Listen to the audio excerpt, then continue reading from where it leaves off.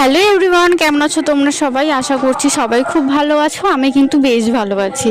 তো প্রথমেই তোমাদের কাছ থেকে একটা বিষয়ের জন্য সরি চেয়ে নিয়েছি। তার কারণ হলো ভয়েস ওভার দেওয়ার সাথে সাথে তোমরা হালকা কিছু একটা কীর্তনের আওয়াজ পাবে। বেসিক্যালি আমার বাড়ির পাশে হচ্ছে কিন্তু কীর্তন।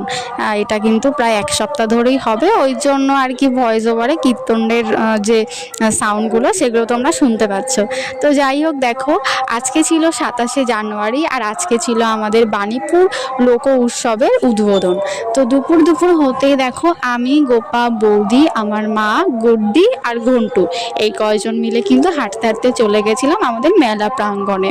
আর দেখতেই পাচ্ছ এখানে কিন্তু আমরা লাইন করে দাঁড়িয়েছিলাম, কারণ এখান থেকে কিন্তু সেই যে প্রত্যেকটা স্কুল, কলেজ এবং বিভিন্ন অন্য সংস্থা থেকে যেসব র্যালিগুলো হয় সেগুলোই কিন্তু এখান থেকে আসছিল।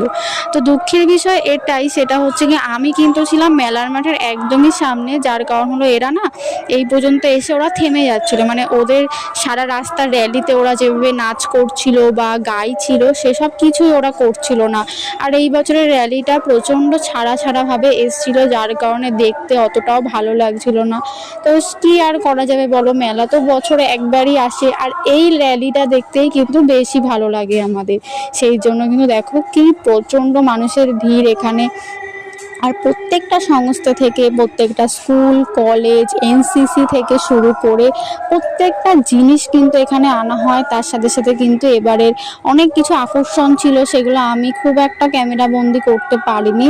তার কারণ হলো র্যালিগুলো যেহেতু বেশি ছিল আর লোকজন এতটাই ওখানে ভিড় জমে গেছিল, কারণ র্যালিতে যে গাড়িগুলো ছিল সেইগুলো কিন্তু ভিড়ের চোটে মাঠের মধ্যে ঢুকতে পারছিল না।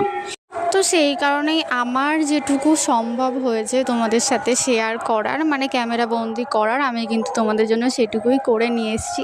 তো তোমরা যারা হাবড়া, অশোকনগর কিংবা কাছাকাছি থেকে আমার ভিডিওটা দেখছো তারা কিন্তু অবশ্যই একবার এই হাবড়া বাণীপুর লোক উৎসব একবার হলেও তোমরা কিন্তু ভিজিট করে যেতে পারো, কারণ এখানে কিন্তু বিভিন্ন ধরনের জিনিসপত্র থাকে।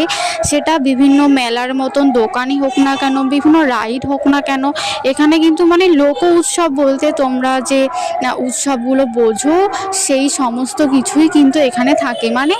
মোট কথা বলতে গেলে হচ্ছে কাঁচা শাকসবজি থেকে শুরু করে বিভিন্ন ধরনের গাড়ি, সোনার দোকান, এছাড়াও বিভিন্ন পটশিল্প, যে সমস্ত গ্রাম গাঁয়ের দিকে যেই সমস্ত জিনিস আমরা দেখতে পাই সমস্ত কিছুই কিন্তু এখানে থাকে।